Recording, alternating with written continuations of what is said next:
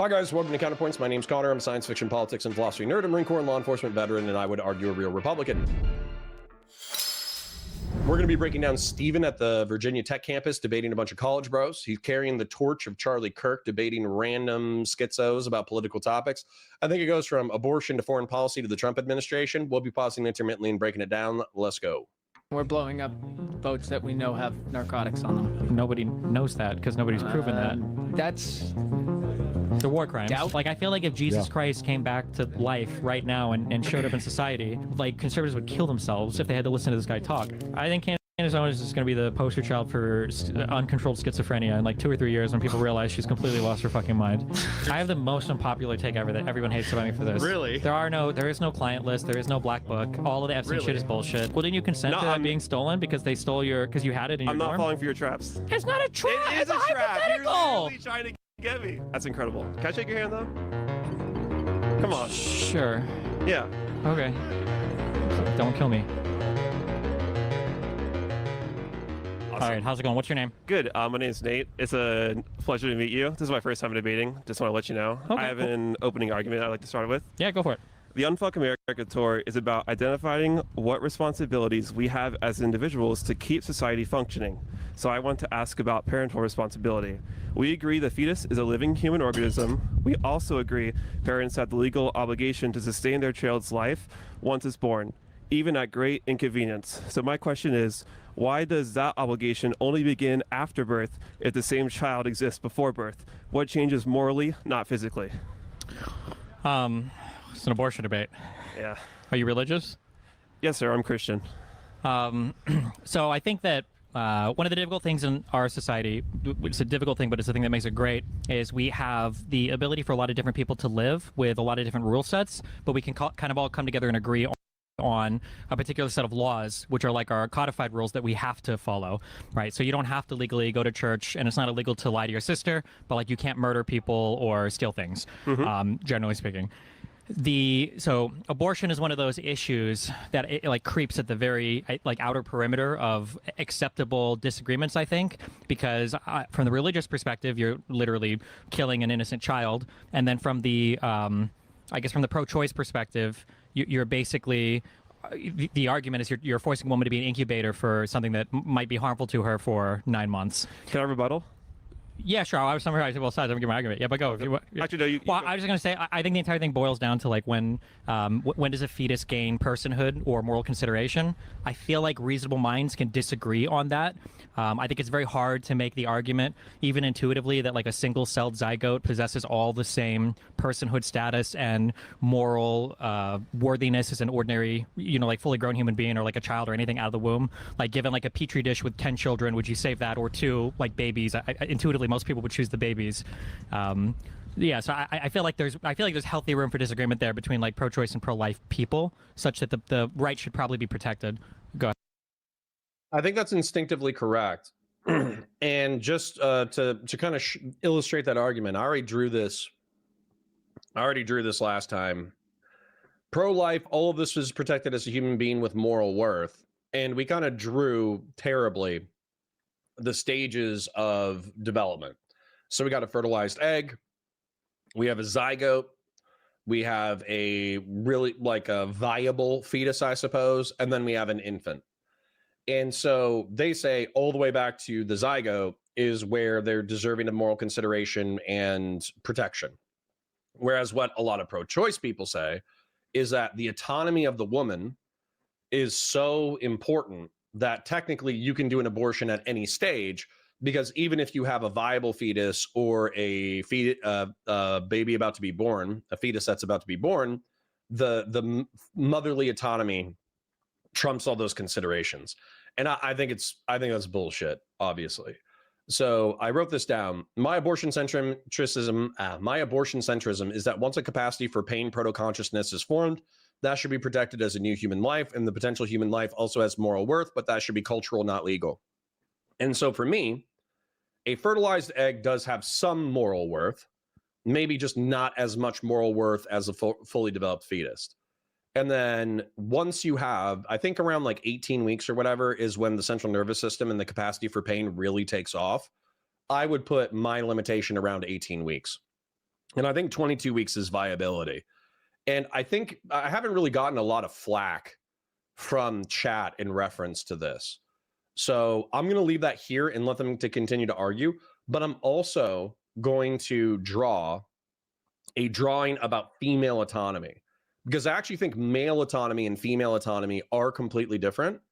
And abortion / birth control is what gives women actual, true social sexual autonomy. So thought it was 24 weeks for viability. Not anymore. I think they had a 21.5-week-old child that survived. Earliest child ever born and survived. 21 weeks. Nash was born so extremely premature that he was the first to do it as a gestational age and live. He was born at 21 weeks exactly. The previous Guinness World Record was 21 weeks and 2 days. He just kept fighting and he stayed with us, said Nash's dad. So Nash was born at 21 weeks and survived. And by the way, like, look at a 21-week-old fetus. I'm sorry. That's a baby. Okay? That's a baby. Just because it's skinny and small and, you know, might not have fully formed lungs and all that bullshit, doesn't mean it's not a baby. It's a baby. So maybe don't chop that up and throw it in the trash. Just from me to you, okay? Anyways, I'm going to draw something else. Go ahead. What's your? Yeah, so I would just argue that the human is constantly developing, even past inside the womb and outside the womb. So you can't morally or like even legally justify killing inside just as you wouldn't outside. So because they're still in constant development, like they haven't even hit puberty yet, their brain hasn't fully developed.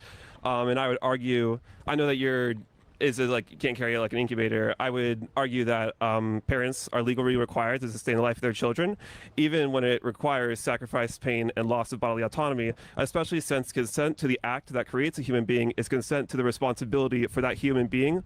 And we already enforce that after birth, so why not before birth? Well, I would argue the obligation you have to work and provide for a child is significantly different than having something tied to your body or inside your body.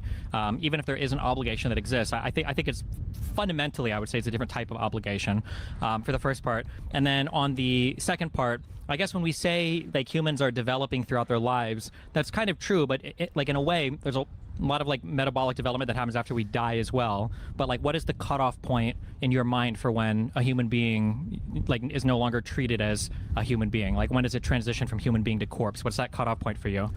Going back to what you said at the beginning of that statement, I would disagree, and I would say that the difference in degree of burden is not a difference in the kind of obligation that a parent has for their child.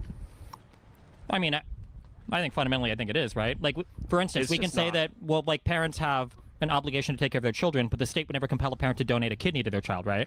No, but that's completely different. The parents knew that they were, when you have sex, there's a chance that you're going to have a kid, and that. Yeah, but when you have a kid, isn't there a chance they could have kidney failure? That is irrelevant to the fact that when you do have. Well, how's it irrelevant? This is where I think this guy gets stumbled up because he has his talking points and he's walking through it. But this is actually why I enjoy debate, by the way. The reason why I enjoy debate is because this guy thinks like he's doing shower arguments, bro. He's getting ready. He thinks like, man, this is like a killer argument. You know, we're responsible for kids after they develop and after they're born. So why wouldn't we be responsible for them before they're born? And realistically, it's because of the arguments that Steven's brought up, and he's not really ready for them. And so just as an example, if we're testing the hypothetical that every human, whether it's a zygote, a fertilized egg, a 21-week child, a 16-week fetus, or a born child or an adult, all of them have some level of moral consideration, okay? And by moral consideration, what I mean is we should consider whether or not destroying that life is good or bad. And we add on all of these extra caveats. So for instance, like, is killing an adult human being wrong?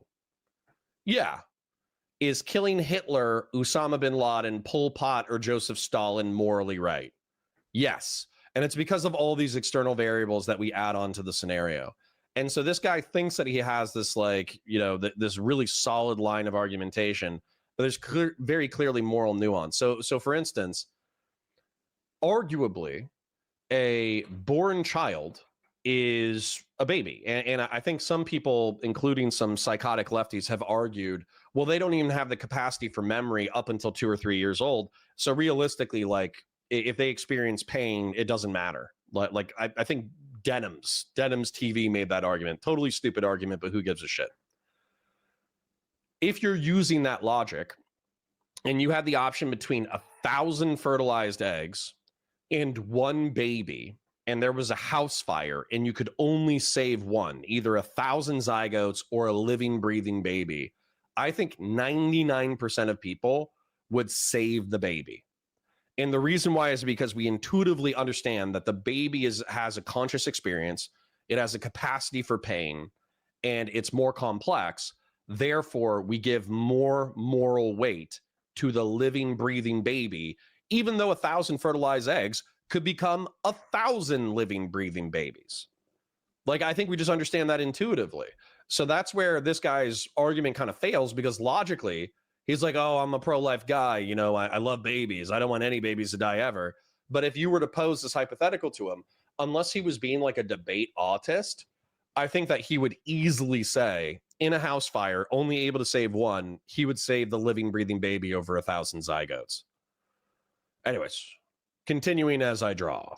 It can happen, right? I think we're getting a little bit off topic. Well, no, I think there's multiple strands you can go down, but I think hold on, to be clear. The main fact is that legally and morally, we have an obligation as parents, if we choose to have kids, to help sustain them before and after. I agree, but my argument is that fundamentally that's a different type of obligation, and you seem to think that they're just like on the same. It's not a different type of obligation. Yeah, but then my retort to that is you would never like demand a parent sacrifice some part of their body for a child, even legally today. That would never be the obligation. But with pregnancy, it's more. You can't use that as a difference because they are bringing human life into the world, and they chose to do that. So you can't just use abortion as a get out of jail free card and not take that responsibility for something that they chose to happen. Well. Okay, there's a lot. I think there's a lot of really telling language there.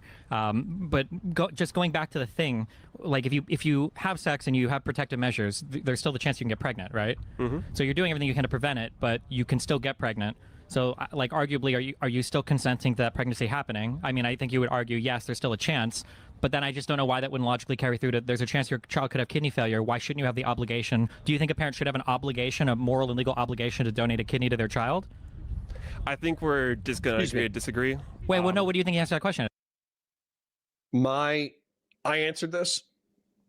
If you're compatible with your child and giving away your kidney will not kill you, I think that if your child is dying of kidney failure, it is your job to give them the kidney. Now, whether or not the state should be able to compel you to give the kidney, I think is a different matter, where pointing a gun at someone and saying, hey, you have to give up a body part to save another human life, I don't know if that's something that we should instantiate in law. So I think that's another like moral, cultural thing versus legal thing. I don't think we should set the precedent that the state can point a gun at you and say, hey, you have to give up a vital organ or give up an organ.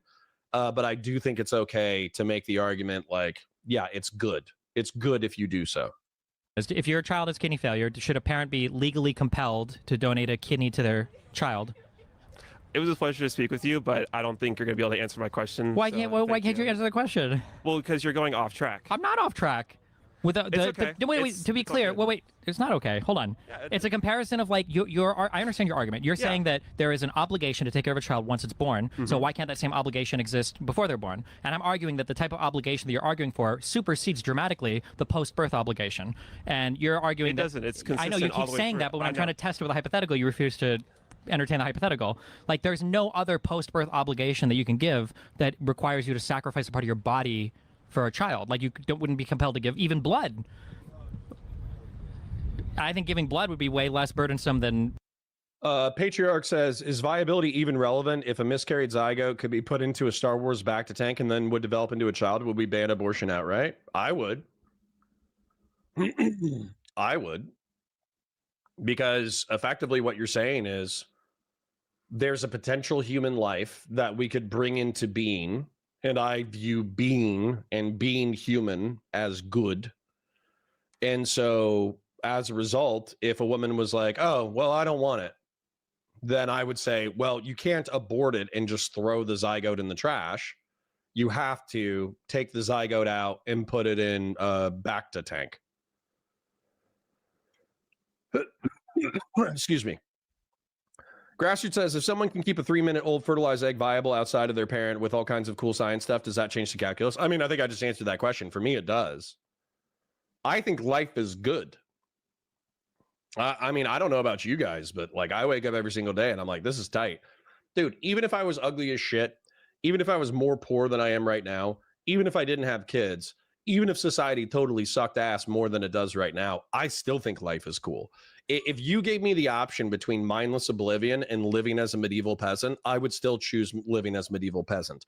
If you gave me a choice between living as like a West African slave or death, I would still choose the life of a West African slave. If you gave me the option of being like a Greek slave in the ancient world versus just experiencing oblivion, I would be a Greek slave. Like, I actually think existence and life is so cool that even a bad existence or a bad life is still so interesting. I would rather participate in it than not. So, anyways. Being pregnant, I It's haven't just, broken you're going down different routes. It's okay. No, we're not.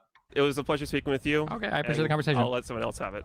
Okay. But thank you for the time. Thank you. I just came in here not knowing. See, Joe Vasquez says, what if they were 1,000 fertilized eggs of the most talented violinist? See, now you're playing with the hypothetical. I would still pick the living, breathing, dumbass baby over 1,000 violinists. Anything about you. So, and I intentionally didn't look anything up because I wanted a clean slate, give you an opportunity to make your case. Blow my mind. To me, but I do see some of the signs you have up. You say hate fascism and then that Trump is a problem. So my question is, how do you define fascism? And then how is... Ooh, come on, man. Come on, libs.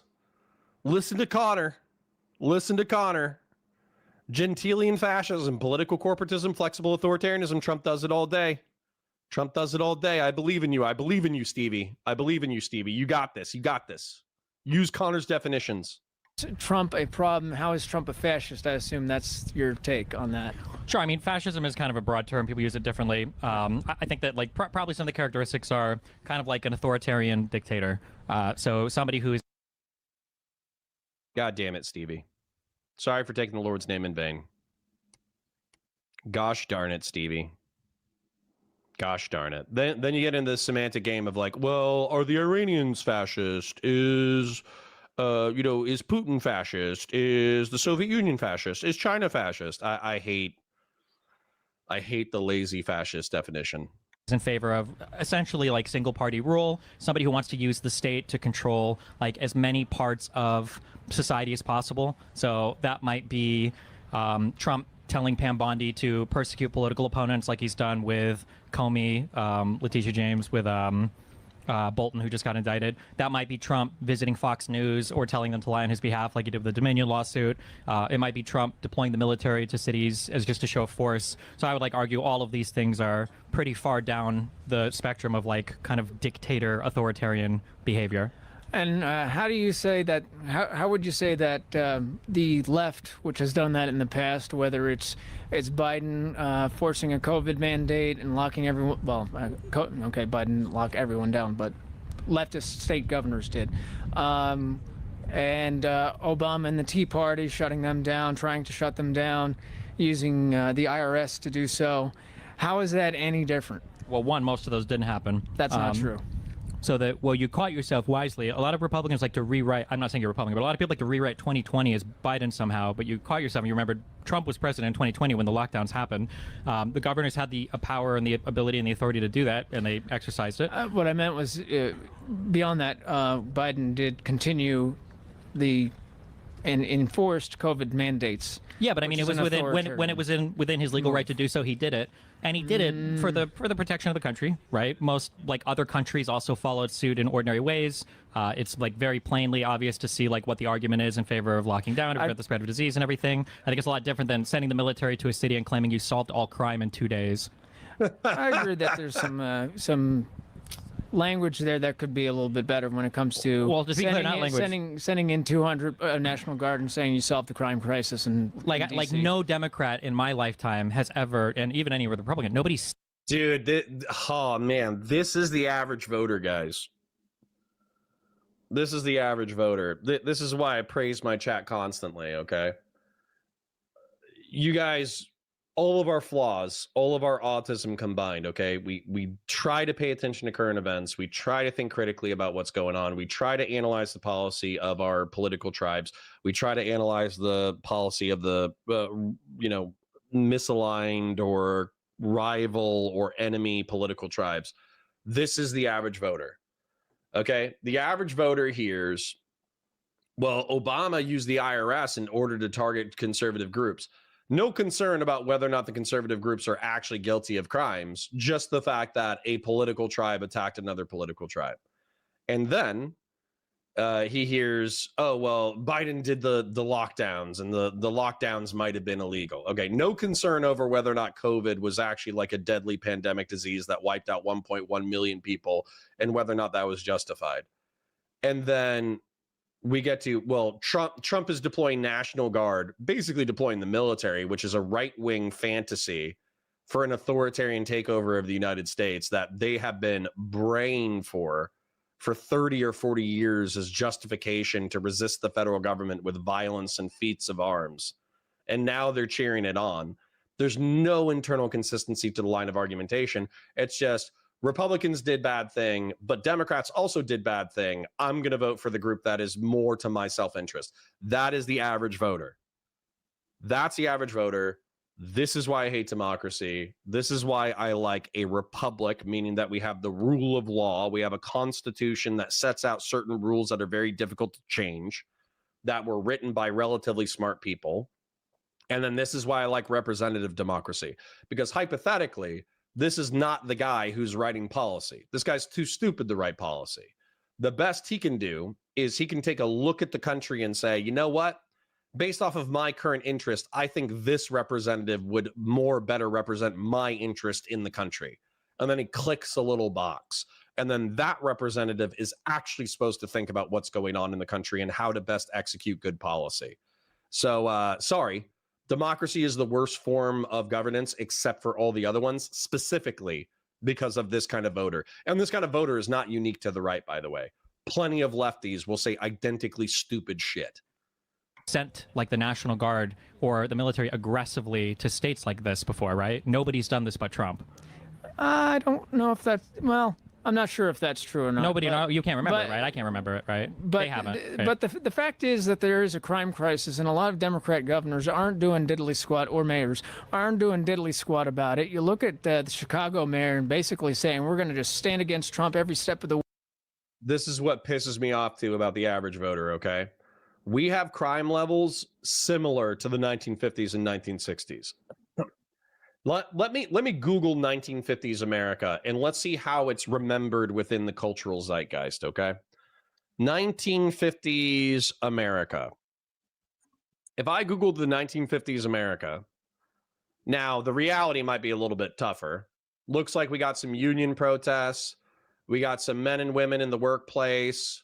We got some segregation going on. But then here's what I was looking for. Here's the idyllic American middle-class life. Here's the idyllic American middle-class life. Here's some segregation. Whoops. Here's some pop culture figures. Here's the idealistic middle-class American life. And so anyways, a lot of people idealize 1950s America as kind of like our peaceful peak, the post-war era. And if you look at murders in the United States since 1900, okay, because we've been tracking these stats for a while. During the 1900s through the 1920s was the Prohibition era. That's where we prohibited alcohol. That's where we had a spike in organized crime. This was the pre-World War II era. Then it looks like what happened in World War II was everybody went to World War II and they got all their murder out. There was a little bit of a jump when the veterans got home in 45. And then after that, it stabilized again, where we had a really, really low crime rate between the 50s and the 60s. Well, what we had through the 70s and 80s is the war on drugs, which correlated with an insane spike in violence. And then since then, we've stabilized to slightly above the post World War II peaceful era, but we are near the peaceful World War II era. And I think what pisses me off about people who go, oh, we got a crime epidemic, we got a crime epidemic, we got a crime epidemic. Not in your neighborhood, bro. The reason why you think there's a crime epidemic is because there's broken communities that are all jacked up.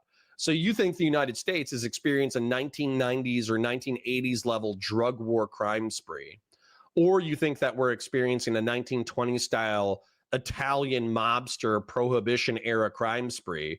But if you actually look at the stats, we're closer to a post-World War II peaceful era. So once again, just because you can see it on TikTok, just because you can see random hoodlums blasting at each other with AR and AK-47 pistols at the local gas station, doesn't mean that that gas station is a part of your community. And it doesn't mean that it's happening around you. So how about you just like chill the fuck out? You look at some statistics, you realize that it's actually an excellent time to be alive. And if you don't want to freak out about crime, stop going on the internet and watching like teenage black boys post knockout game compilations. You'll be fine. There's a 99% chance that you'll be fine. And by the way, if you want to train in violence, if you want to learn how to fight or learn how to shoot, then I'll teach you. I love knowing how to fight. I love knowing how to shoot, but I have no illusions about the United States being like a war-torn shithole. I think it's insane that people talk this way. What was the murder rate in Iraq during, I don't know, like 2005, I guess. During the 2000s. Let's do that. So, if we look at the murder rate in Iraq, in 2007, it was 66. In 2008, it was 15. In 2009, 2010, 2011, 2012, it was between 8 and 10, which is still not great, by the way. Not great. But I wanted to see like 2003. Wanted to see immediately after the invasion.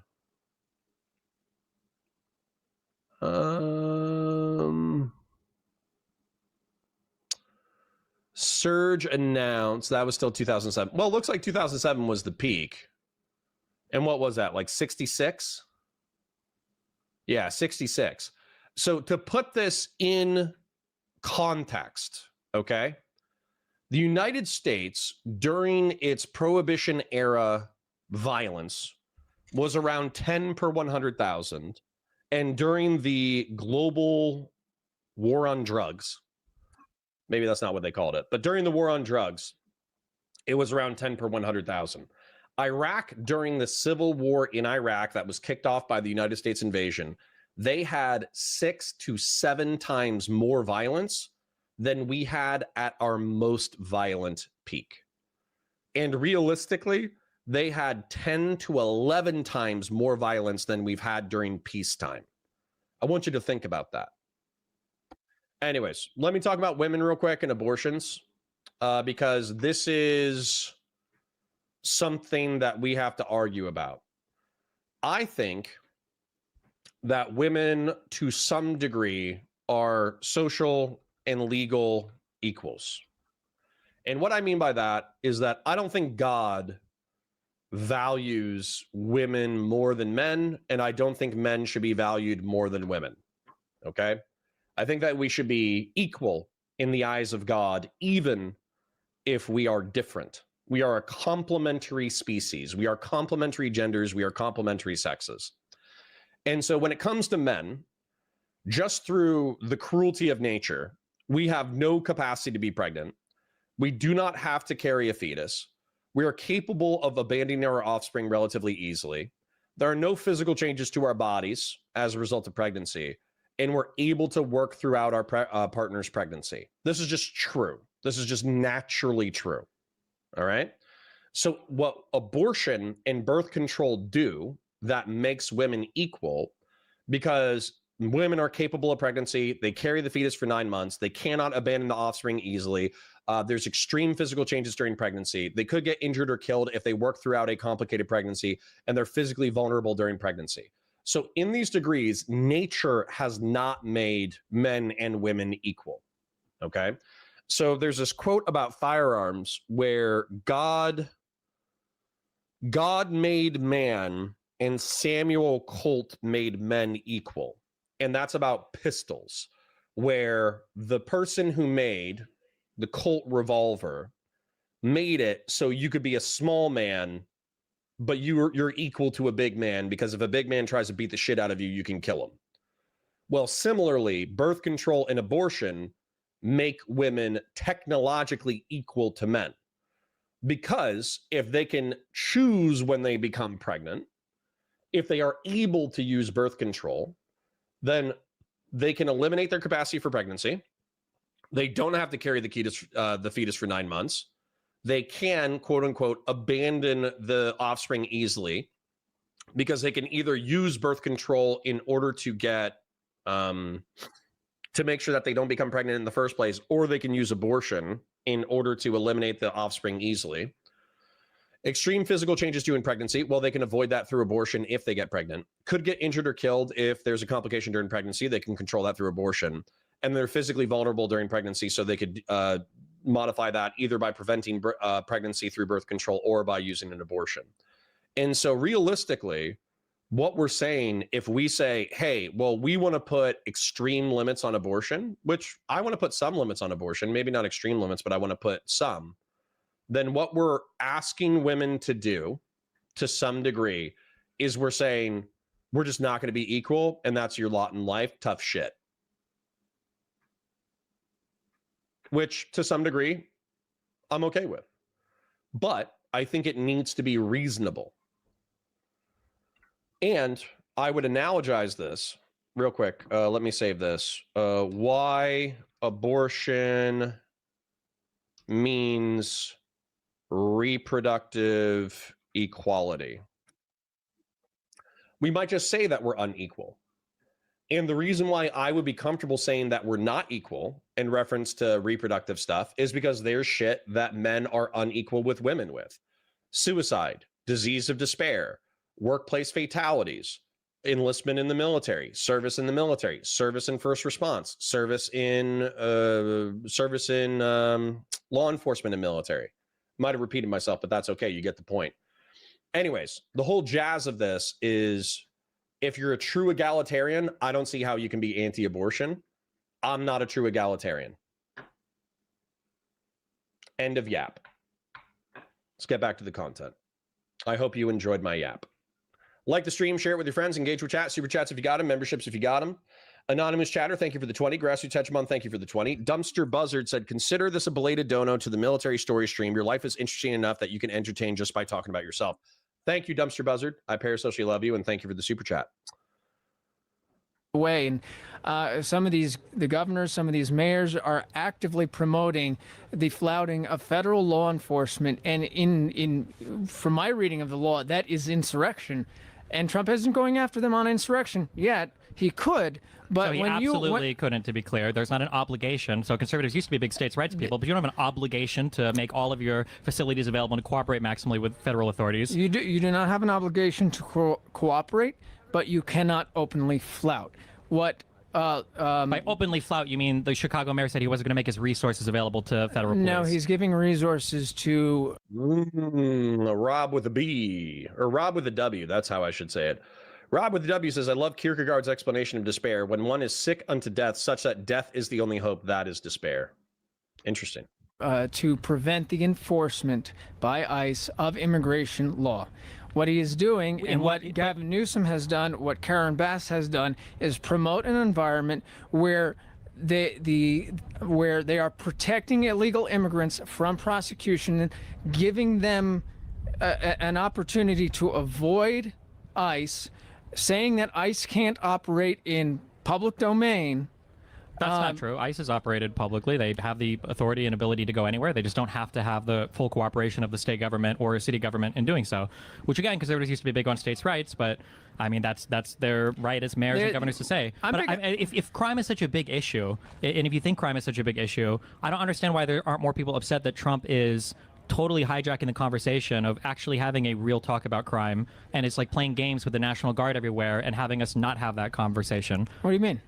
we're not having we're not having like big boy adult conversations about crime right now. We're pretending we're 9 years old and we're sending the National Guard place, and he's saying he's fixed. You even admitted he didn't fix crime in D.C. in 2 weeks. He didn't fix crime in California or wherever else he wants to deploy, his National Guard to. Like, to be fair, in regards to D.C., it goes beyond the National Guard being used there. But as far as reports have been, the crime has been significantly reduced in D.C. Whether that's because of the perception of the National Guard being there, whether that's because to some extent the federal government has taken over or influenced the DC police force to enable them to take a closer look at high crime areas, whatever the case might be. Crime is down in DC, and that is because of Trump's efforts, whether it's in the National Guard specifically that's been doing that, or it's other elements of that policy. if Biden or Obama would have been deploying the National Guard to different states against their will,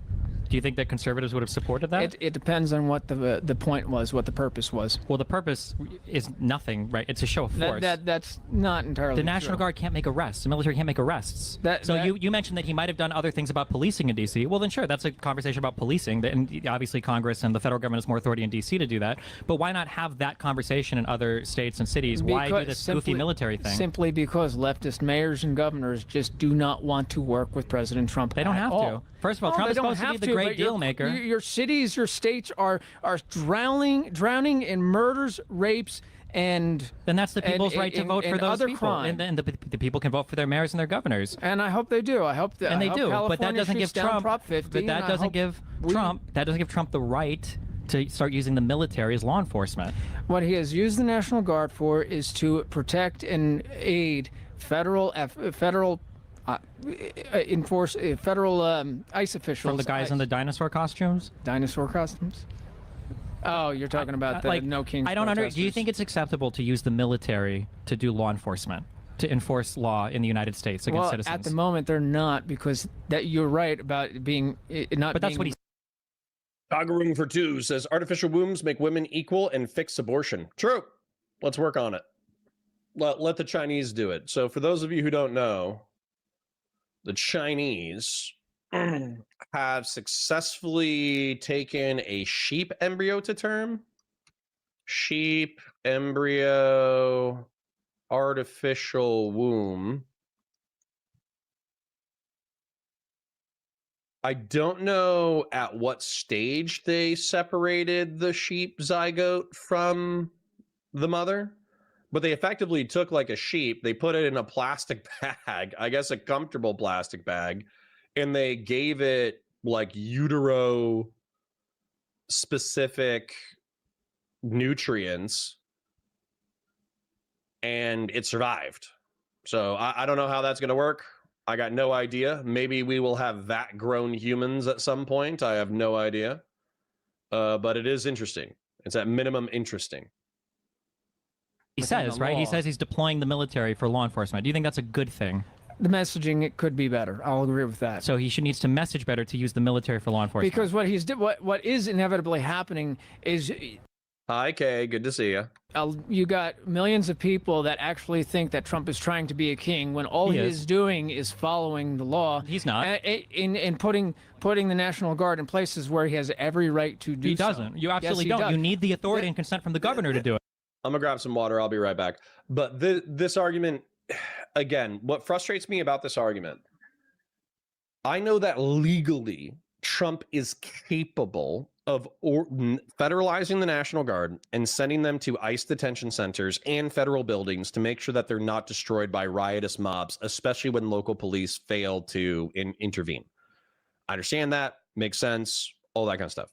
However, the exterior posture is that they are there in order to engage in law enforcement action. I know they're legally prohibited from doing so, but they're trying to have a deterrent effect on crime, because Donald Trump wants to appear as being tough on crime, regardless of the fickle nature of local governance. What frustrates me about this is that right-wingers have been predicting for decades that the federal government was going to become authoritarian and use war on terror laws and domestic troubles as an excuse to use the military to crack down on the civilian population of the United States. Conservatives have been arguing that for decades.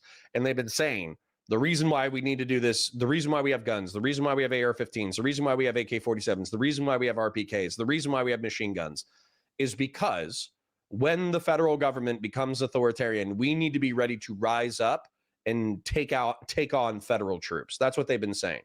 But what's been happening under a Trump presidency is instead of like the pro-gun, pro-libertarian people being like, wow, this is an overstep of authority, one or two more steps and we would need to have a civil war.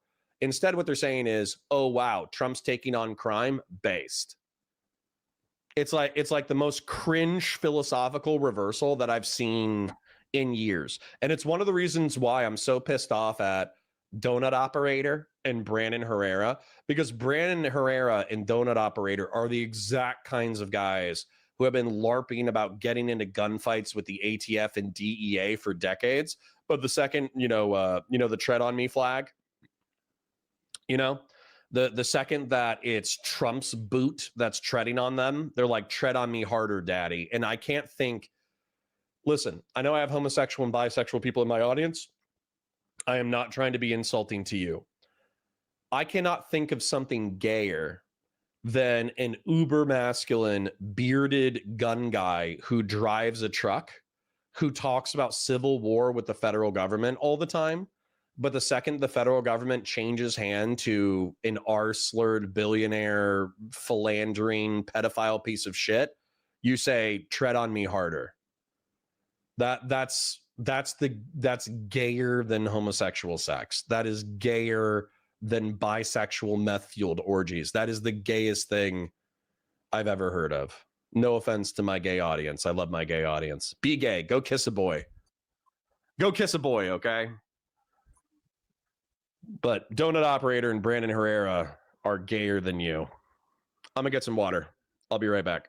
The courts have struck down any attempt to disable him from using the They National have not Guard. struck down attempts to. They just The circuit court in California that covers California did. They rejected TROs or preliminary injunctions, but the case is still going to be ruled on. It's just going to take time. Fine. But I'm just you think that it's okay to send the military to do law enforcement? The president of the United States. If the next president is Hillary Clinton or Kamala Harris, and she says, I'm going to send the military to Texas because I don't think they're enforcing their laws right, you think conservatives and you would support that? If there was a crime crisis in Texas and Texas wasn't taking care of it themselves like they should be, absolutely. It's a lot of qualifiers.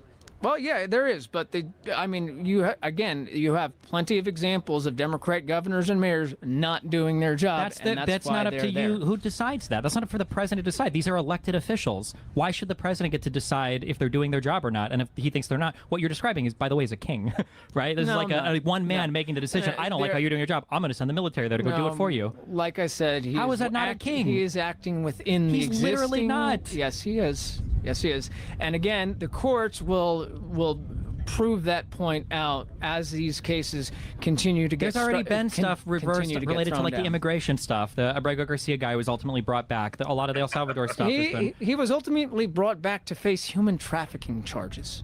He was not brought back because he was brought back because Trump. To be clear, he was brought back to face human trafficking He was brought back charges. because Trump broke the law. No, he was. Maybe the real civil war was in Donut Operator's gayness. True. Brought back to face human trafficking. Why would we send charges? him there if he was going to be brought back to face charges? He could have been left in El Salvador. Why? No. Then why did he bring him back? To face human trafficking charges in Tennessee. Then why did he deport him in the first place? Because new allegations.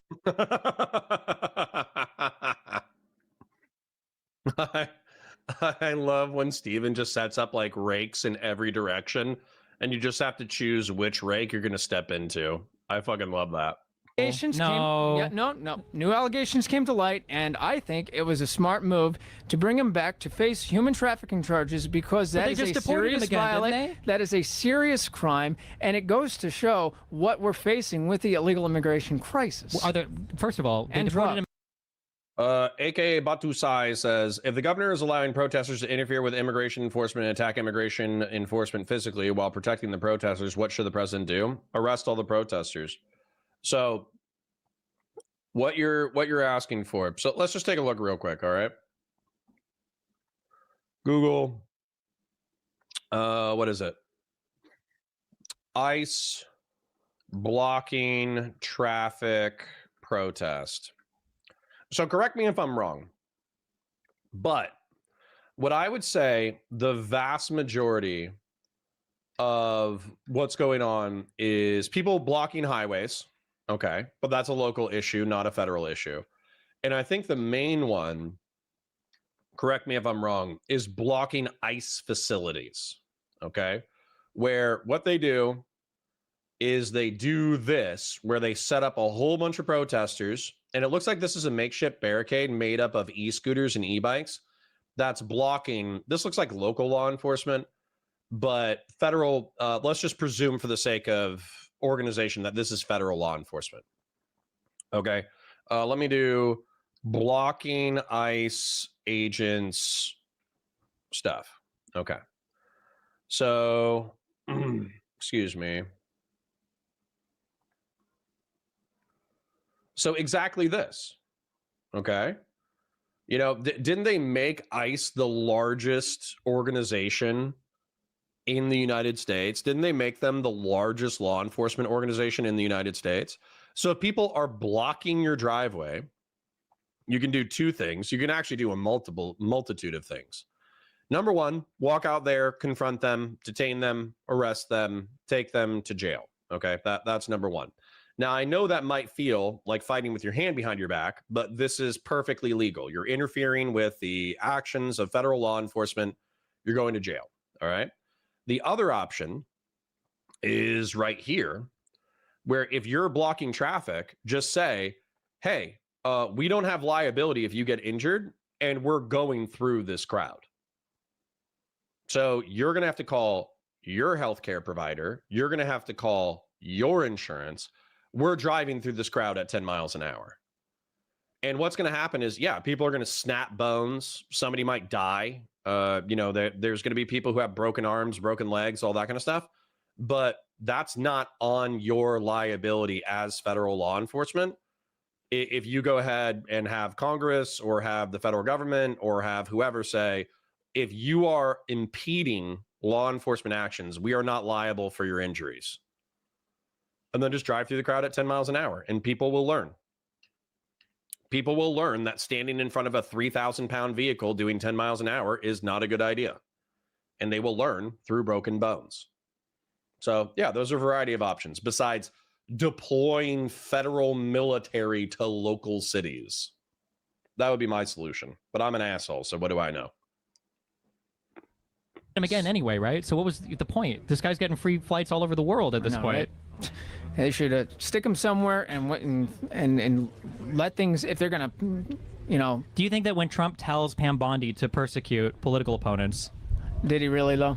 he literally put it on Truth? Pam, you need to go after Letitia James. You need to go after Comey. You need to go after Bolton. I you don't literally wait. Are you not aware that he's publicly stated that he put that on Truth Social? I would say that that's fine. It's only going to be a problem with the courts though, because does have that appearance.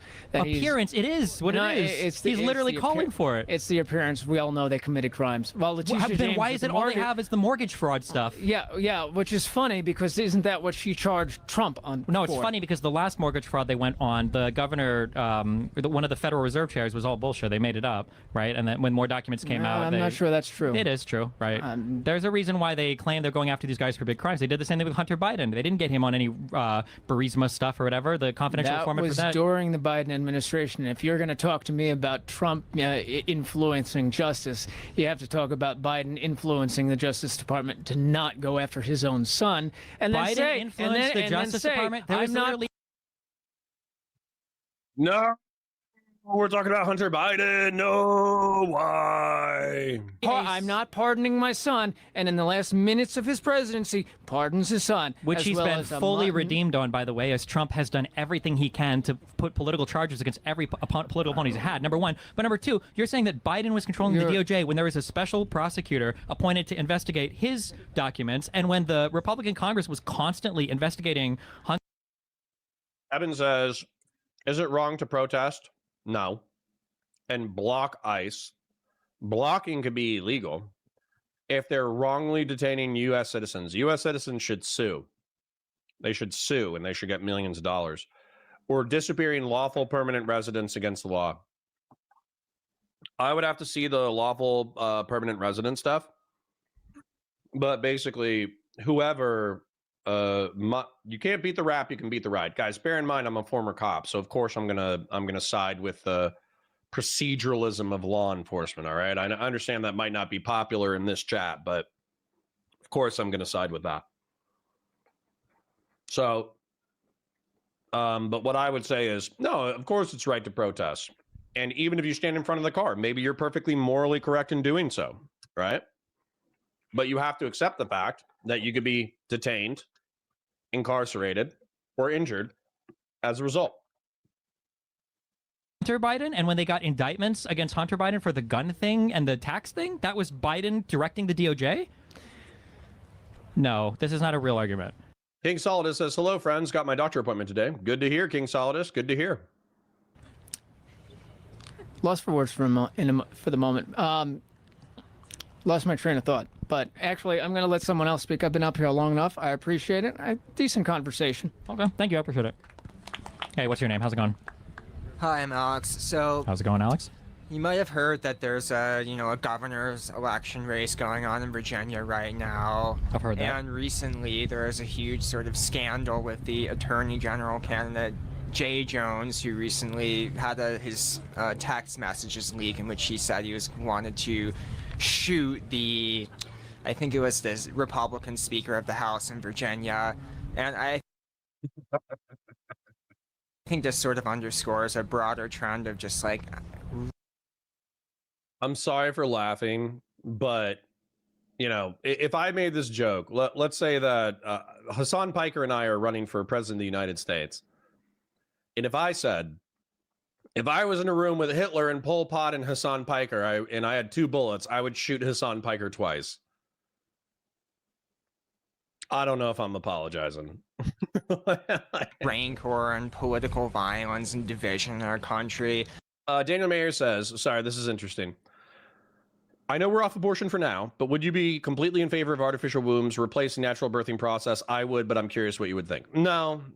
I think that there's something beautiful and necessary about the pregnancy process. I think women ideally should want to have children at some point in their lives. And it is beautiful. It's absolutely beautiful. Like the physical change and development of a woman into a mother is a wildly interesting thing. And so, no, I don't think it should be the preferred way to have children or even the normal way to have children. I think that it should be a good backup. So let's say that we totally fix the flawless technology and you can have a kid without carrying it to term yourself. You can just keep the kid in the womb. I would want to evaluate like the physical and psychological correlates with that process. But let's say they were identical to natural born children. I would still want that as a backup, not as the primary way that we function as a society. Although it would help with, let's say that they were identical to natural born children, then we could solve demographic issues instantaneously. So it's actually a really interesting technology. We see this especially in the wake of the Charlie Kirk shooting, and I'm worried about the direction that this country has headed in with all this like violent rhetoric. Also, by the way, your son Nathaniel on Twitter told me to say hi. Okay, hi. Speaking of violent rhetoric, just kidding. Yeah, I mean, like the stuff that leaked from his text messages was a little crazy, but I just listened to Republicans, insist for 3 weeks that they didn't care about all of the weird Nazi messages that have leaked from multiple like staffer and. Yeah, Hassan Piker Cuba cannon. Imagine I'm running for office and somebody was like said, hey, you said in the past that you wanted to trap Hassan Piker and against his constitutional rights, attach him to a trebuchet and fire him into the Caribbean. And then if he comes back to U.S. soil, have Coast Guard shoot him. Do you stand by those words? I would stand by those words. I'd be like, yep, fuck that guy. Matter of fact, how do we do this? How do I fire Hassan Piker out of a trebuchet into the Caribbean and then get federal law enforcement to take him out if he tries to make it back to American soil? political group chats from their side. So I guess private messages don't matter. No, And Trump has said worse stuff public. Starhawks. It was worse than that. He said he wanted to kill him in front of his children. It should have been disqualifying. I don't even think that's true, man. I think we saw the quote. If you have something else, I'll take a look at it. But Jay Jones text messages kids. I think he said, no, they should, if the kids die, I wouldn't care, or that would be good because then they would understand because they don't understand anything else. So I think you're just making shit up. That's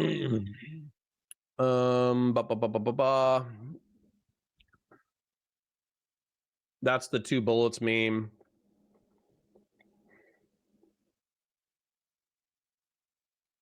I want to see the 2 bullets meme. Where's the kid's text message?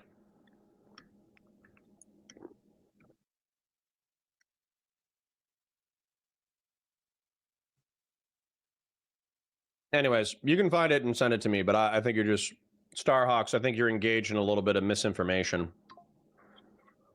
A little bit of misinformation.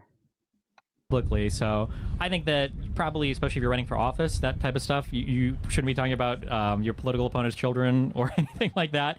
But I can't be fucked to care with this administration and everything that they say openly. Yeah, you shouldn't do stuff like that, but I'm not gonna, wring somebody's hands over it right now. All right, but wouldn't you? You know what should be disqualified? I know you guys probably agree with this.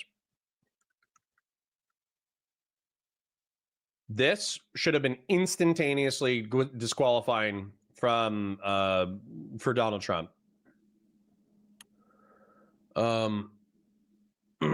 This one should have been over. Like, Trump should have been banned from the Republican Party.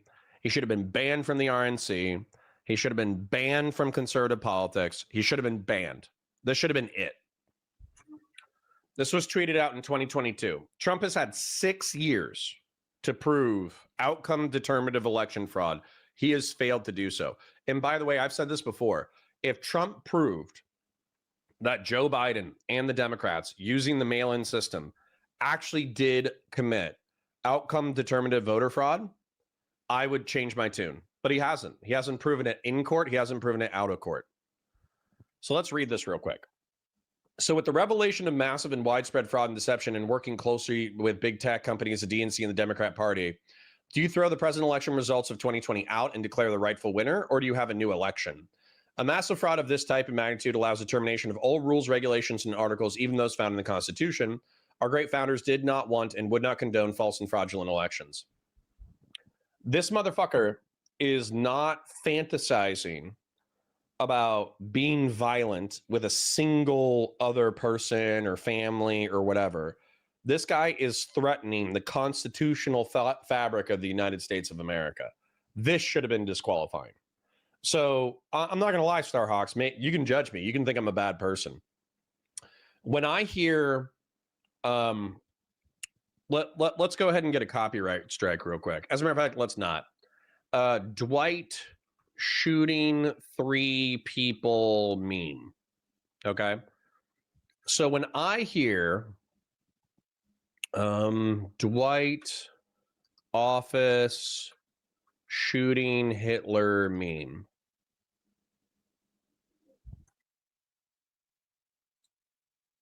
I forget what it is. I'll just describe it, okay? But this is the joke, okay? If I had a gun with 2 bullets and I was in a room with Hitler, Bin Laden, and Toby, I would shoot Toby twice. That's the joke. That's the joke. Oh, and here it is. And then here's Dwight showing that you don't need 2 bullets. What you could do is you could line up Hitler, Bin Laden, and Toby. And I guess Bin Laden would be right here because Bin Laden was super tall. So you would have Hitler, Toby, and Bin Laden. And what you would do is you would shoot them in such a way that the bullet would go through all 3 people. So for me, I don't think that Jay Jones or whatever his name is legitimately going to actually commit violence against his opponent. I think he's making a spicy joke about how bad of people they are while being serious that they're such bad people and conservatives don't understand anything unless it directly affects them, Therefore, he hopes bad things happen to them. I don't think Jay Jones is going to murder anyone. I don't think Jay Jones is going to actually murder children. I think that's such a bullshit perspective. And yet, Trump was serious about overthrowing the Republic of the United States. And so that's where I get it. I have a better chat than most. Not every single right winger or not everybody who's repulsed by Jay Jones's behavior is going to argue with me that Trump should get a pass. But realistically, man, we're talking about a political binary right now. The political binary is Trump and MAGA and everybody else. So sorry, I'm gonna work with anybody else. Okay. Do you think that sort of kind of eliminates the possibility of dialogue when you have someone like Jay Jones who's saying like, oh, I think it would be a great thing if this guy got shot in front of his family and his children died. Like, when President Trump is saying that like Liz Cheney needs 11 rifles in front of her, like here's the thing, and it's so funny, and it's like everybody knows this, and conservatives like pretend otherwise. Like if Democrats came out today and were like, all of us need to calm down, Republicans would say, you're absolutely right, you guys need to calm the fuck down, because that's what's happened over and over again. People are acting like if Donald Trump came out and Donald Trump was like, listen, we think the whole country needs to chill out. Does he think like every Democratic leader wouldn't be behind him in that message? Like Biden was able to do this very simply. Bush was able to, like every president, it's like a bare minimum moral standard is to be able to say we should all be less violent. And the Republicans can't bring themselves to stand on that principle. They always have to blame the other side, talk about civil war, say that their violence is righteous and the left's violence is unhinged. Like, no, I mean, like Trump should be able to come. Well, Starhawk says, I'm not a Republican enough with the whataboutism. I think I said that towards the end of my statement. I think I said my chat is smarter than most, and not everybody who's chill with Donald, not everybody who's a critic of Jay Jones is chill with Donald Trump. I think I said that, man. I think I said that. That's the amount of caveating that I can do. That's the amount of caveating I can do. So I caveated before I even got to your chat, Starhawks. Out and say this. Like I said, the guy's text messages probably weren't okay, but I mean, like, these were private texts. Trump has said worse things in public, and I don't see Republicans doing anything right now to calm their rhetoric. So I just don't care as much about it. Fair enough. I mean, I guess I would just say, like, personally, I condemn all forms of political violence, and I. Starhawks is just a joke, bro. Yeah, okay, I'm sure you accept that excuse for the Republican rhetoric too, right? No, I don't. The reason why I don't is because they make the jokes and then they do the things. They make the jokes, then they do the things. I don't think Jay Jones is going to run around shooting conservatives. If Jay Jones started shooting conservatives, then I think you would be right. I would be like, oh my God. Oh my God, I was totally wrong about this Jay Jones guy. Starhawks was totally right. Jay Jones is running around murdering conservatives left, right, and center. He just shot a bunch of children. I was so wrong. Starhawks was so right. I am embarrassed by my incorrectness. I am going to turn over my YouTube channel to Starhawks. That's what we would do. If Jay Jones murders conservative children in the next 5 years, I will turn over my YouTube channel to Starhawks. Don't necessarily align with either the Republican or the Democratic Party. One last thing, would you be willing to debate Nick Fuentes again? It depends on the. Oh, damn, he actually was a groiper, lol. Whoops. The topic and the place. Sure. All right, cool. Okay. Thanks a lot, man. All right, hi. What's your name? Jordan. Wait, do you go to school here? Yeah, I do. Is it gonna get warmer? It was so warmer. No, it gets colder. What the fuck? So last week it was like in the upper 50s, and then it was in the 60s like 2 weeks ago, and then we just skipped 50, and then we just got stuck in 40s. It was so warm earlier. Yeah, it was so nice. Okay. What do you got for me? All right, my question is, so we've been talking a lot about our local elections that are happening right now, but essentially my question is, like, I don't really know, after winning those local. Officer Nasty says, you won't work with anybody else. You just said that you want to shoot Hassan into another country. Well, maybe what I would do is I would go to an event with Hassan and we would have a peaceable panel, but then I would use it as a pretext to kidnap Hassan for my trebuchet plan. Maybe that's what I would do. We would have this like panel where they're like, oh my God, Connor's such a hypocritical piece of shit. He talks about how much he hates Hassan, and yet here he is with a panel. But then that'll be the secret plan. That'll be my Machiavellian plan to get in a room with Hassan so I can load him into a trebuchet and fire him into the Caribbean. Elections and getting, I guess, the country more blue, as is the goal for Unfuck America, right? What are the next steps like after that? We still have 3 more years of Trump, which is really hard to imagine because we've already like lost a lot of our like global position as the U.S. No, Starhawks, I said that your thing was misinformation because you said something about the kids. You said that like he wanted to murder the kids or something, which I don't think what was said. The text message that I remember, I couldn't find it. But the text message that what I said or what I remember was Jay Jones saying like, "Oh yeah, and if the kids die in their parents' arms, that would be good because conservatives don't understand anything until it happens to them." That's what I remember. If Jay Jones said like, "Oh, I'll murder the kids," then I would want to know what you're talking about. Grassroots gifted 10 Valor Media Network memberships. Thank you for Oiling King. I parasocially love you. Just shouting out our kings today. Anonymous Chatter, thank you for the 20. You kicked us off today. Grassroots Hegemon with the 20. Parasocially love you. Dumpster Buzzard with the 5. Thank you for the 5. He was donating in reference to the Monday morning Marine Corps stories, which we'll probably be doing again on Monday, by the way. I will go through Iraq and California on Monday. And then if we have like some leftover time, I'll go back and I'll do some boot camp and Marine combat training stories. And then I'll probably start telling other people's war stories, like because I have a lot of other really, really, really, really cool war stories that my friends told me. And I will tell them imperfectly for your entertainment. Let's go. US internationally with like respect from other countries and stuff. And thank you, Grassroots. I do parasocially love you. But like, what does the next like 3 years kind of looks like if we end up succeeding in getting more seats in like the House or like more seats in the Senate? Like, are we essentially stalling for the next 3 years, or is there like anything that we can kind of do? Starhawk said, so any comment made by a politician is acceptable as long as they don't do what they said? No. I don't think that's what I said. I'm characterizing what AGJ Jones said as bad. It is bad. Shouldn't have said it. It's a bad thing. However, we are operating within the context of MAGA and Donald Trump being in charge of the country right now. Trump has said infinitely worse things.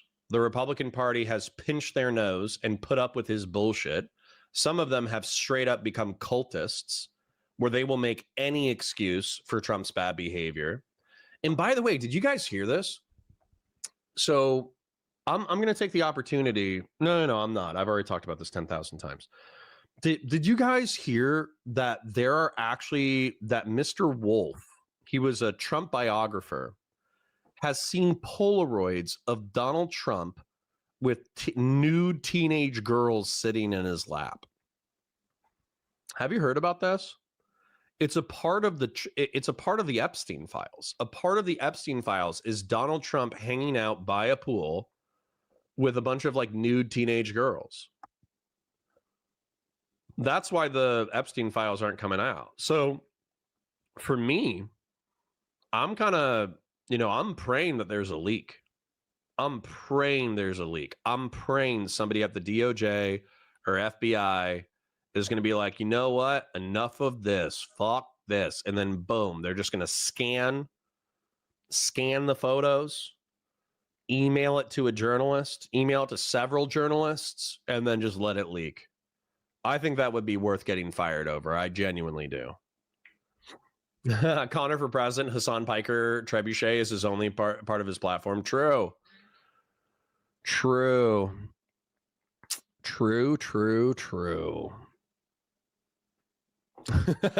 Jonazilla, the Connor Hassan panel starts. Connor, time to execute my trick. Pulls out a brick. Oh, man. Anyways. No, but Jovan, we don't know. Starhawks might care. He might have a principled position that all of this stuff is bad, and that's a perfectly rational position. Starhawk says, I do. That's why I voted Democrat. Do you have anything about whataboutism? No, I don't. I legitimately do not have anything about whataboutism. Matter of fact, I'll draw real quick, okay? I'll draw. I'll make a Starhawks drawing because he is so correct and I am so wrong. I need to be very clear about what I'm saying right now. Okay, so we got A.G. Jones A.G. Jones said if he was in a room with his opponent and two horrific characters from history, he would shoot his opponent twice.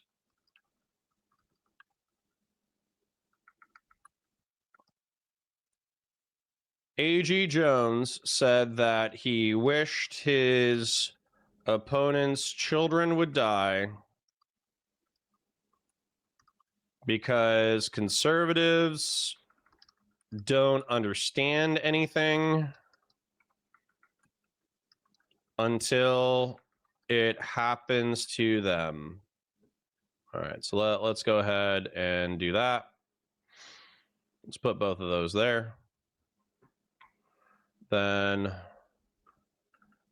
Donald Trump tried to overthrow the Republic and has lied about the elections, resulting in tens of thousands and arguably millions of preventable deaths as a result of his policies after re-election. Okay. These statements, to the best of my training and knowledge, are true. A.G. Jones said he was in a room, if he was in a room with his opponent and two horrific characters from history, he would shoot his opponent twice. A.G. Jones said that he wished his opponent's children would die because conservatives don't understand anything until it happens to them. Donald Trump tried to overthrow the Republic and has lied about elections, resulting in tens of thousands and arguably millions of preventable deaths as a result of his policies after re-election. I don't know if that's redundant, but who cares? Let's do this. Both of these things are bad, and in an ideal country, neither person would hold power. This is because I'm being so flippant. I'm being so flippant to Starhawks, and I know I'm being rude, but I want Starhawks to know that both of these things are bad. And in an ideal country, neither one of these people would hold power. I agree with that statement. So weirdly enough, it sounds like I'm disagreeing with Starhawks, but I'm not. Starhawks, A.G. Jones. All right, we on the same page? Let's go. I don't know, man. Don't ask me those questions. It's a hard one. A few issues is one is just defending like the House as it exists, basically. My understanding is, like, I think your legislature wants the Republican goal is to make it so no redistricting can happen until like 2030 or whatever, to block any attempts to fight against the Republican redistricting that's going on around the country. Like, Republicans are on like a full court press, like fighting on every single level in any single way that they possibly can, besides doing their job, by the way, which they'll never do, which is why Congress has totally abdicated its responsibility for governance right now, and Mike Johnson completely does not care at all about his job there. But I mean, I think that there are like two big things. One, Officer Nasty says, what's my line? I hate socialists and I hate communists. I hate anarcho-communists and libertarian socialists less than I hate socialists and communists, but I hate leftists. I know there's like a few leftists in my chat, and you guys are the special ones. Okay? You guys are the good ones. But realistically, I think socialism is very R-slurred unless we get a race of slave robots. Unless we go to the stars, mine the asteroid belt, and create a race of synthetic robot slaves, I don't think we're getting socialism. And I think communism, a moneyless, stateless, classless society, I think that's straight up R-slurred. I think that's very dumb. Even if I could achieve communism, I would not do communism. A stateless society, a society without a government. What happens if we get invaded by aliens? We have to create a state from scratch. That's very, very, very dumb. So I hate communism. I think it's dumb. I kind of hate socialism. I would only support socialism if the material conditions are so revolutionary that human labor is no longer required to perpetuate civilization, which I very much doubt will ever happen. So that's kind of my line. And then on the right wing, obviously my line is maybe there's some MAGA people that are redeemable, but pretty much anybody who's buying into dissident, like Matt Walsh and further right, they're irredeemable pieces of shit who need to be bullied into perpetuity. Now, maybe we bully them so much that they change their tune and they become a part of us, and that's totally fine. But realistically, I would say those are my lines. Now, let's say that Matt Walsh calls me. Matt Walsh texts me on the phone and he says, "Hey, Connor, it's Matt Walsh, the multimillionaire Daily Wire pundit. And I'm going to Western North Carolina for disaster relief because they got hit by another hurricane. And I want you and whoever you can out of your community to come help me with disaster relief. I'm going to do that." Let's say Nick Fuentes calls me and Nick Fuentes says, "Hey, Connor, Detroit is so bad that there are packs of roving dogs running around in Detroit who are feral, who do not have, they are incapable, we have not been able to fix them.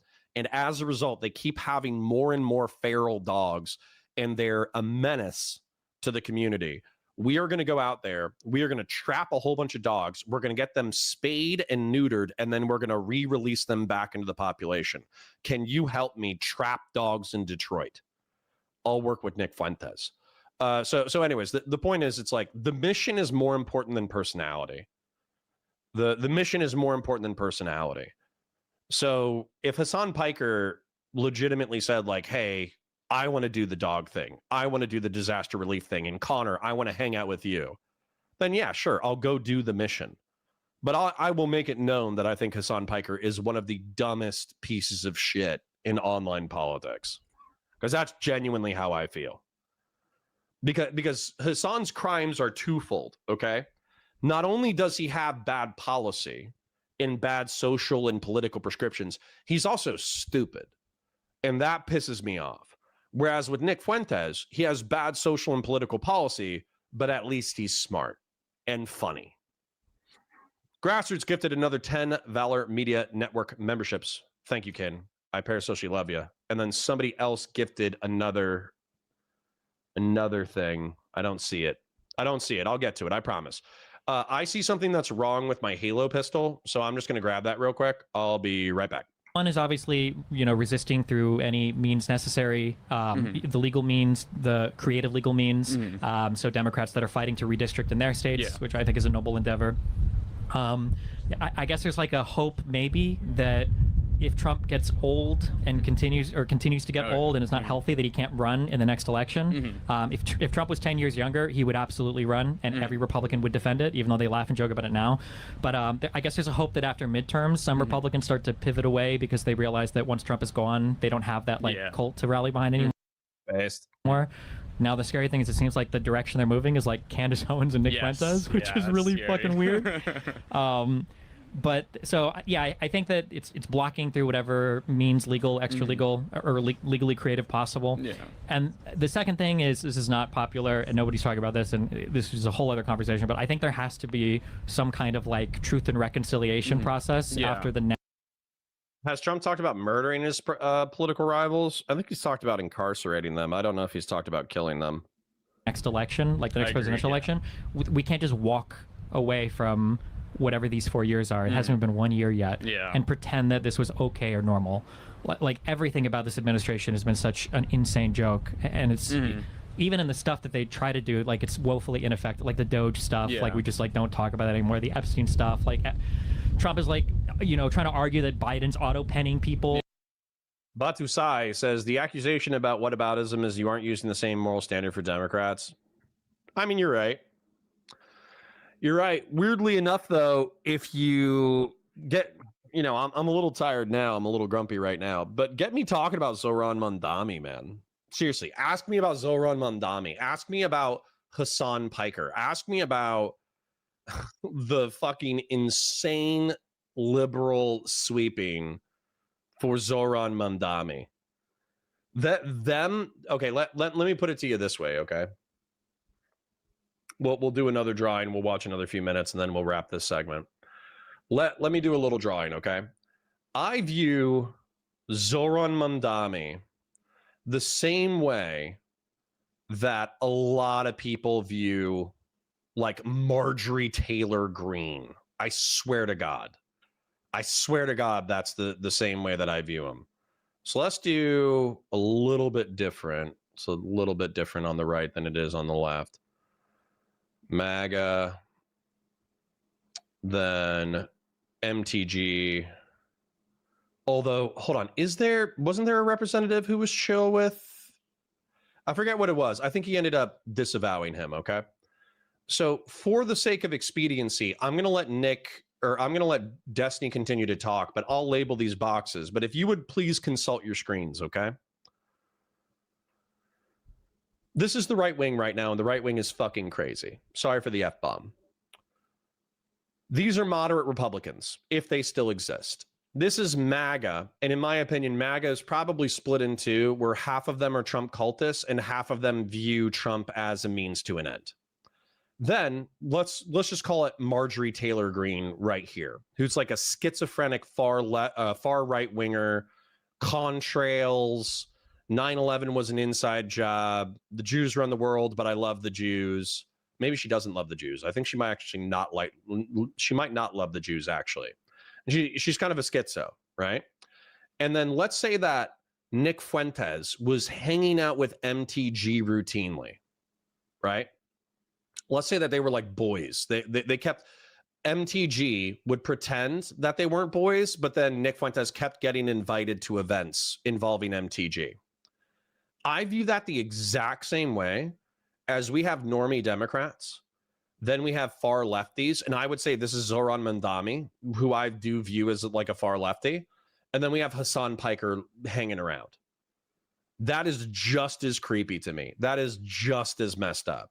So while Starhawks can say, oh, well, you're not holding Democrats to a similar standard as the Republicans.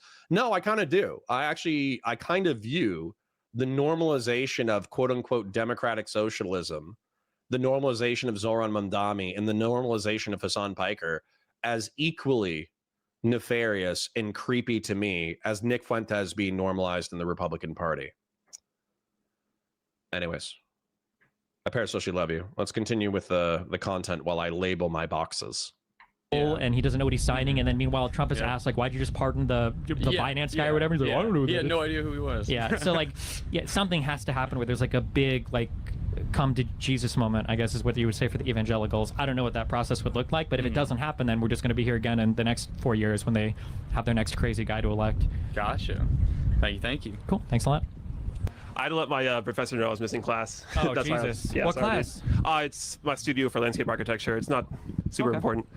Okay, so can you ask me, do you remember that Don't let question? him hear you say that, Jesus. My I'm sorry, God. what?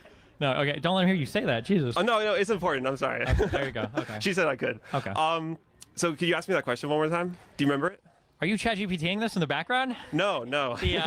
So basically the question was, you were saying that there is an obligation to take care of a child out of the womb, so there should be an obligation to take care of a child I'm in the womb. probably gonna watch And I was this arguing one. that the obligation that you're talking about in the womb, And then that's of a wrap. different kind than out of the womb, because we don't segment. rely on like body parts to sustain a child, even if you might rely on like people working. The last question that I didn't answer at the end. I think that was it. Like, why do you think that these aren't the same? Because it's worth it. It's human life. When two people decide to have sex, they are consenting to being parents and to taking care of a child's life, even if it means great physical harm to themselves or possibly even dying, like you said, like giving a kidney. I think it's worth it to bring someone else into this world. But then would you legally obligate it? Yes. So so if your child has like a kidney failure at like 7 years old, as an adult, you would legally have to donate your kidney to your child. I see where you're going with this. Right. I agree. No, I agree. Okay. In like a scenario like that, yes. Okay. Yeah. I don't think most people would be on board with that. That's a position you could That's take. okay, Sure. but that's just my opinion. The second question I asked, or it was the first one before this, was like, when do you consider a person like dead? When there is no more activity or any signs of life. Well, there's still like signs of life, like stuff Tapingro, thank you for gifting 5 Valor Media Network memberships. Thank you for making it rain. I parasocially love you guys. was happening, but like not every cell in your body is dead, or the bacteria are still alive inside. Like, what is there? Is there like a particular cutoff where like once this thing stops happening, I would consider this person dead? Like they can't come back from this point. Well, what would you say? Well, I would say your brain function, conscious activity. But if I'm ending life there, I would also begin life there. So I feel like that's my, when I look at a That's what we're talking about with proto-consciousness. That's what I'm talking about. Let me bring that up one more time. So this is where, once again, abortion centrism makes like nobody happy, but it also doesn't seem like my chat is freaking out on me whenever I say it. So I think that Steven just said, correct me if I'm wrong, I'm probably reading too much chat and I'm not paying enough attention to Steven, but Steven said that, where do you view like the cutoff for death? Or at least he brought that up in the earlier conversation. And so the cessation of consciousness and the inability to have consciousness, again, I would view as like a reasonable cutoff point for death. And so if you are in a pre-proto-conscious state, you don't have the capacity for pain, you don't have the capacity for conscious thought, you don't have the capacity for sensory experience. While I would view that as immoral to end your existence because you are a potential human being, I would view that as less morally grievous than ending a potential life that did have proto-consciousness, that did have the capacity for pain. And so that's where, weirdly enough, that's where I draw my line. Because this is what we're talking about. We're talking about like, where do we draw the line of when versus when do we talk about it in terms of morality? And again, my perspective is, if you're going to fertilize an egg and it can be a human being, you should carry that human being to term. Now, that's a very simplistic analysis. So I want a legalistic cutoff where once the fetus has the capacity for pain and consciousness, that's where we're going to cut it off and say, hey, after this point, it is its own thing. You can't kill it just because you feel like it. Boom. abortion, I usually say, like, I think it's around 20 to 24 weeks is like the brain activity for conscious experience emerges. But you agree that life begins at conception. I mean, there's a life, sure. Yes, but, and that life is valuable. no, I wouldn't say. Not until Why is it not valuable? Because there's no conscious experience. Well, it's going to be a person. Yeah, and a blueprint is going to be a building, but it's not. That you can't. Correct. Doobie is a good leftist because he donates to troll you. That's correct. If you donate $500 just to give me a metaphorical middle finger, you're a good leftist. That doesn't work. It does. Human life is special. It has a soul. It's different than Well, I mean, like I don't a building. believe in A building souls, doesn't have a soul. So there's a disconnect. There's a disconnect we have. So it's like, it'll probably be impossible for us to agree. I agree with that. So, but the very opening premise I said was because of the way that our society is structured, and that we have a liberal society, that there are necessarily things that we're going to agree and disagree on, and then we have to find like the core issues and codify them in law. And because the abortion thing runs up into this like very fundamental questions about like souls and human life at conception, I feel like there has to be space here for disagreement. But you would disagree? Yeah. Okay, well. So do we disagree to disagree? I guess. Okay. Would you say that I feel like there are a lot of hard bullets you have to bite if you're going to take this stance, though. Run them off. Run them off. Well, so like, I've heard totally different numbers, anywhere from 10 to 50% of like pregnancies end in spontaneous abortion, miscarriage, or whatever. That like a lot of women will have maybe like a. Albert Reihart correctly says, talking about bullying huge pundits when you have 100 viewers is crazy. No offense. Listen. That's fair, Alberto. That's fair. But obviously, the goal is to become large enough to do it. Okay, so we're talking about a hypothetical future where the cog isn't 100 people who are freakishly generous. Seriously, thank you. Thank you, Anonymous Chatter. Thank you, Grassroots. Thank you, Dumpster Buzzard. Thanks you, Tagarung. Thank you, Grassroots, again for the insane oil. Thank you, Chipingro, for the 5 gifted memberships. So yeah, we're a small community. We're obviously a small community. However, my community is very generous to the point that I will probably be able to do this as a career. So if I can do this as a career, then the goal is to not stay at 100 viewers. You know what I'm saying? very heavy period, you know, because you were pregnant, and a lot of people don't even realize that they're miscarrying. Would you mandate some type of monitoring system for people that are actively engaged in sex to make sure that somebody's not having like a miscarriage like that? If you don't like, say like the period blood instance, I wouldn't subject them to that because they didn't know. I'm going based off the non-aggression principle. I'm sure you're familiar with that. Yeah, and Candace Owens allegedly is the #1 podcast right now. And Candace Owens is one of the dumbest people in politics. So if Candace Owens can have a successful career, I think we'll be all right. Yeah, but that fails horribly because you have a baby inside of you that's leaching resources from your body. It's not because you agree to morally take care of it. Why do you agree when to you that? consent to sex, you also consent to possibly being pregnant. Why?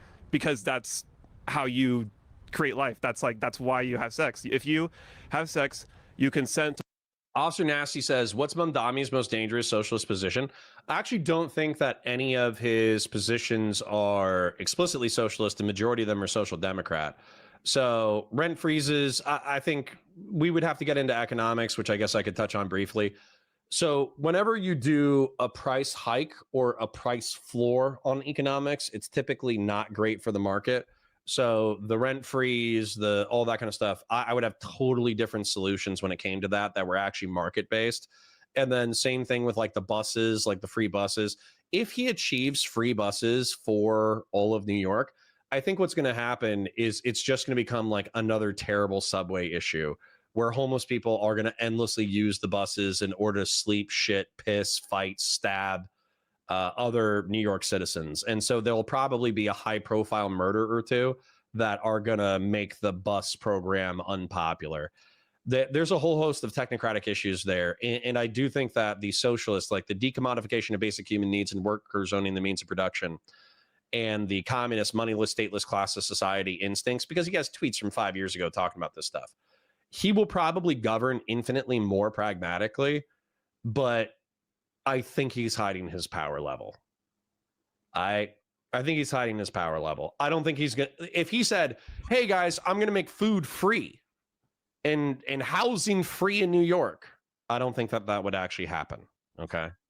However, it's kind of like AOC and Bernie Sanders. Do they seem like nice people overall? Yeah, sure. Are they misguided leftists who are hiding their power level? Probably.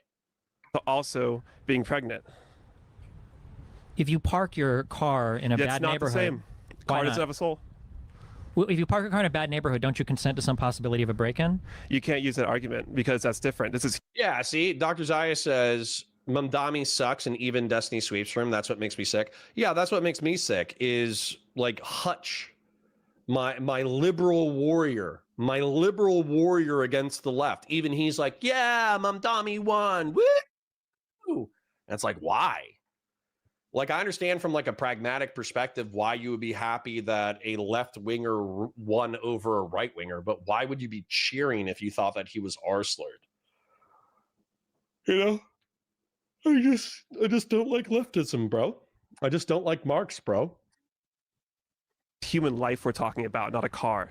Yeah, but you're talking about consent, and a person can do everything they can to block that from happening. But even if Grassroots with the 20. Destiny's entirely right. We destroyed the post-antebellum period, inviting people that were hardcore segregationists immediately back into Congress. Better to have the fight now than later. Yeah, I'm with you. We're in a spiritual crisis on the left, the right, and the country, and we need to figure this shit out. I don't want to be having the same conversations when my kids are adults. It's just not an argument you can use for it. Why not? Because it's not comparable to a human life. Well, I'm comparing it. I mean, that's your take. I mean, They're different, obviously, but comparisons are for different things, not the same thing. If it was the same thing, I would be comparing the same thing to the same thing. I just can't agree with that. I think I think it's weird to use that because you're making it sound like a force of nature almost, or like a rock rolling down a hill. That like you're saying well, the word you consent. agree that we're just animals, right? We have no soul. So I mean, if you want to, then yeah, that makes sense. Yeah, but I think that word consent is being used very strangely though to say that you're consenting. Yeah, so sorry, you guys are asking me for specifics about Mamdami. Mamdami said in a speech, it's a clip, it's 5 seconds long, but I think it's a fundamentally incorrect instinct. It's there is no problem too big for government to solve, and there is no problem so small that government can't care about it. That is a fundamentally incorrect political perspective. Okay? In my opinion, government is necessary as a stopgap. Okay? When society fails, when the economy fails, when there's a market failure or a failure of free people to act morally, that's when government should step in. It should be viewed as a weapon or a tool of last resort. Saying there is no problem too complex for government to solve, and there is no problem so small that the government can't care about it. That is a fucking crazy statement. And it sounds wholly rooted in a communist worldview. And I don't just mean communist like Marxist. I mean communist as in commune. I mean that like he thinks collectively. And weirdly enough, he thinks in like a Care Bear collectivism. Like if you stub your toe, that's my problem. I should come out of the woodwork and be like, oh my God, sweetie, I'm so sorry that you hurt your toe. Ooh, here's a kiss on your forehead. Ooh, let me go get a Band-Aid and some antibacterial soap. Like that's what that sounds like to me, is that the government becomes your mom or your dad. And I am not interested in that kind of country. Batusai says, not just democratic socialism, Democrats in general. We can talk about that anyways. To Sex. pregnancy. We can talk about that later. I don't want to get dragged down in too many details. I want to let this like abortion guy finish up his stuff, then wrap the segment, then talk to you guys about Mamdami, then move into the next segment. And pregnancy. By having sex, even if you're using contraception. Yep. Yeah. It's an unpopular take. Well, but I don't think it's unpopular. I think it's nonsense. Yeah. I don't think the word consent. That it counts for, if you have to agree that if you have sex, there's a chance of having a kid. Can you not? Sure, but like I don't understand how that doesn't carry over into any other facet of life where... Because we are the only beings on this planet that have souls. No, what I'm saying, like if I'm taking preventative measures for bad things happening to me in other circumstances, am I still consenting to those bad things happen if they happen to get through the preventative measures? It's just not comparable to human life. Why not? Because pretend we're just having a conversation, okay? Yeah. I locked my door, okay, and then somebody breaks in and steals my stuff. Would you ever say to a person, well, in a way, I mean, like you have a house there, you know there are thieves that like exist in society, you're kind of consenting to somebody breaking in and stealing your stuff by having your stuff in your house. It's not, you can't compare that. No, I'm not comparing it. I'm just saying, just say your friends, you say that, you complain to me, somebody broke into your dorm and they stole your Xbox 7 or whatever you guys are up to, okay? And then I say, well, you had an Xbox in your dorm, you're kind of consenting to it being stolen by having it. No. Why would you say no to that? Because when you consent to having sex, well, we're not talking about sex. I'm talking about Xbox. To having pregnancy. But I'm just talking about the Xbox. When you consent to having something in your dorm. I'm not comparing it. I'm just talking to you about your Xbox 7, okay? Somebody breaks into your dorm, they steal your Xbox. It's okay. We just disagree. No, I just want to engage with this. We're not talking about, we're done, okay? We're done with the abortion conversation, okay? Somebody broke into your dorm, you complain to me, they stole my Xbox, and I'm telling you, you consented to having it stolen by having it in your dorm. Somebody could feasibly break in and steal it. That's a different comparison. I'm not comparing it. Yes, you are. No, I'm just asking you about that. You're trying to get me to answer that so that I'm just curious what your answer would be. What would you say? No, I'm not. I'm not even comparing anymore. You are. I concede the whole abortion debate. Okay, I'm pro-life now. Okay, you won that. Let's go. So now I'm just on the now I'm just on the Xbox 7 thing. So somebody breaks in, they steal your Xbox, and you're complaining to me. I'm like, well, didn't you consent to that being stolen because they stole because you had it in your dorm? I'm not falling for your traps. It's not a trap. It is it's a trap. You're hypothetical. literally trying to get me. I'm not. I'm saying that you're giving a very strange notion to the word consent. Your intuition. It's not strange at all. No, it's strange because your intuition pumping. Because when you consent to something, the understanding of that word intuitively, normatively, is that you're saying that, well, I accept this thing happening. But you're using consent in a very strange way because if you use contraception, you're literally saying, I don't consent. I don't want this to happen. And you're saying, well, some things get through. No, but that's not consent. Because that's accepting the possibility that there's a chance that you might get pregnant even if you use contraception. Accepting, and you know there's a chance somebody will break into your house even if you lock the door. That doesn't mean you consent to being burglared from. Because human life has an it's not about way human more life. value. You're abusing the word consent. No, I'm not. Pingro says Florida volunteer troop when? Honestly, man, whenever I have a little bit extra cash. You guys are doing fantastic, by the way. So thank you for the oil today. Thank you for the oil in general. But obviously, whoever said that we're like 100 viewer Andy, they're totally correct. We need to be 1,000 viewer Andy. That way, I'm not solely reliant on Grassroots Hegemon, Patriarch, Christian Valeris, and a host of other Oilers. We do need to grow. And so to that end, I think we need to start doing like TikTok debates. I think we need to start doing other collabs and stuff. And we also need to keep debating in the right-wing space. So, you know, basically what I'm saying is we do need to grow, and then I need some extraneous cash in order to be able to do that kind of stuff. But yeah, I would absolutely love to have a Florida disaster relief aid group. That would be fucking awesome. I am saying not abusing it. you at all. are. No, You're, I'm not. just you're, because you're undermining it. no, actually. I'm Yeah, you're yeah. undermining it. What are you talking about? I just can't believe that you believe life begins at conception, but you're still okay with killing people. I didn't It's say incredible. personhood. The thing that we care about begins at your conscious experience, because that's when you die. I just. Alberto Reihart says, my point was, I think you should try scaling your takes according to the leverage you have in the moment. Watch Nick for years, and he did that more effective. I don't even agree, Alberto Reihart. I think Nick always shot above his station. Nick was talking crazy shit about people who were way bigger than him. He was talking shit about Tucker Carlson. He was talking shit about Destiny. He was talking shit about Vosh. He was talking shit about elected political officials. He was talking shit about the federal government. He was talking shit about international Jewry. He was talking shit about the red pill. I do not accept the fact that Nick Fuentes was streaming to 80 people on Twitch or YouTube or Cozy TV, and he was like, I'm just a small bean. I'm just a small bean. No, Nick always acted like he had the biggest dick in the room. Nick, which by the way, probably doesn't. But Nick always acted like he was going to get where he got, or like get where he wanted to get. And as a result, he got to where he got. Now, maybe it's not exactly where he wanted to be, but he still ended up being what? A multi-millionaire because people keep like gifting him crypto. He's like a multi-millionaire political pundit with an independent website that can't be shut down. Listen, man, I do not accept that Nick Fuentes was a cute little small bean. I don't think I've ever seen any video evidence to point to that whatsoever. Nice try, though. That's incredible. Can I shake your hand, though? Come on. Sure. Yeah. Just Okay. don't kill me. Don't kill me. Okay. Okay. Thank you.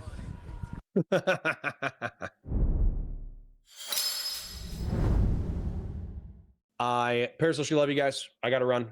Have a great day. Bye for now.